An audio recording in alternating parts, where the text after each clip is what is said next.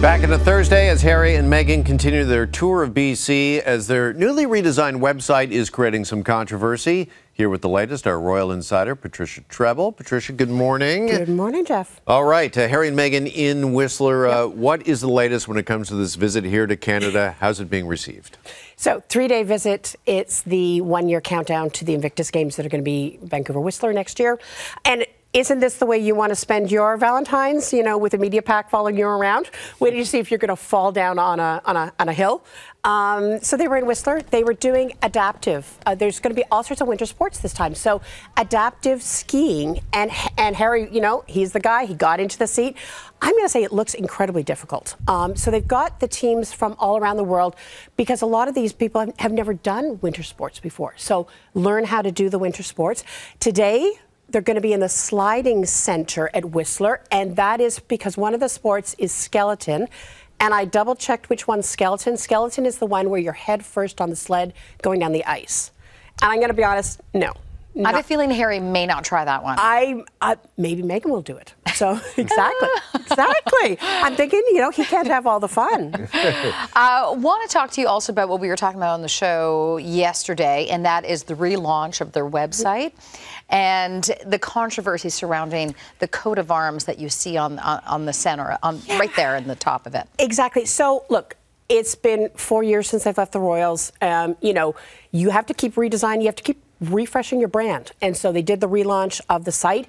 They went from Archwell to the Sussex.com. They bought the site, the name Sussex.com, because, of course, Duke and Duchess of Sussex, it is very royal. It kind of screams royalty. And, yeah, it is the wrong coat. It's her coat of arms, not his. So his coat of arms is nowhere. I'm going to be honest, it's a nice coat of arms, and 99.99% of people are not going to know it's just hers. And I think they are going simply for the look of royalty, and that's what they've got. There is a lot of controversy. I mean, are they going... When they left the royal family, left working royals, there was a deal with the Queen that they would not take commercial advantage of their royal connections. Is this sledding too close to that edge, to that line? I'm going to be honest. Have you been watching what they've been doing the last 4 years? Because all their books have their titles, everything they do has their titles, every press release has their titles. I don't see much of a difference that way, but it is very royal and very obvious that way. All right. Also, there are reports that this rebrand to Sussex is to help their children? Yeah, so this came out of somewhere, and I'm not quite sure what's happened. So I guess the kids have taken the Sussex kind of surname. So this is a common thing. If you've got titles, as we all do, right? It is a common thing. So when Harry and William were kids, they were known in school as Harry Wales and William Wales because their dad was Prince of Wales. Princess Beatrice, when she works, is known as Beatrice York because her dad is the Duke of York. So they are apparently known as Archie Sussex and Lilibet Sussex. Because I'm going to be honest, if you're going to call somebody, you know, Prince Archie, that gets confusing in kindergarten. But Archie's last name legally is, unless they've changed it, is Mountbatten Windsor. Because that's when they released when he was born. It's Archie Harrison Mountbatten Windsor. So I think this is simply just a common thing that a lot of aristocrats do. Okay. Do you suspect on any of these things we've mentioned that the palace is going to push back at all? No.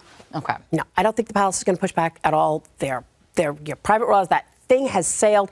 What they are looking for is remember, Harry jetted over to see his dad, 30 minutes, 45 minutes with him. You know, there's talk of reconciliation. What they want to see is what they're going to do going forward. Because a lot of the reason people are interested in them is the royal connections. Are they going to talk about stuff? And if you want a reconciliation, that has to be private. And so that's what I think the palace is looking for. How much are they going to keep private going forward? Okay, almost lost in all of this is the fact that after splitting with Spotify, Meghan has also signed a brand new podcast deal. Surprise, they're back into podcasting. Now, they had even given up the trademark. They were trying to trademark Archetypes, which was their podcast. They gave that up. Everyone thought, you know, after that acrimonious split, they were gone. They signed with a little firm called Lemonada. They do a lot of celeb and wellness podcasts. I think nowhere near as lucrative and nowhere near the support that they had at Spotify. And they had a huge amount of support to launch that thing. So I think this is simply just a way to kind of keep their hand in. but it's a big step down from what the deal that they had. Okay. Before we let you go, any update on Charles's health? So he was in London. He's coming back every week now for treatments because they do them in a hospital. And then he's gone. We saw him walking to church on Sunday. He looked great. I thought it's early days. So I think we're going to have to just see how this all plays out. But he's being seen in public, but not doing public duties. Okay. All right. Certainly wishing the king the very best. Patricia Treble, thank you as always. Appreciate the update and good to see you this morning.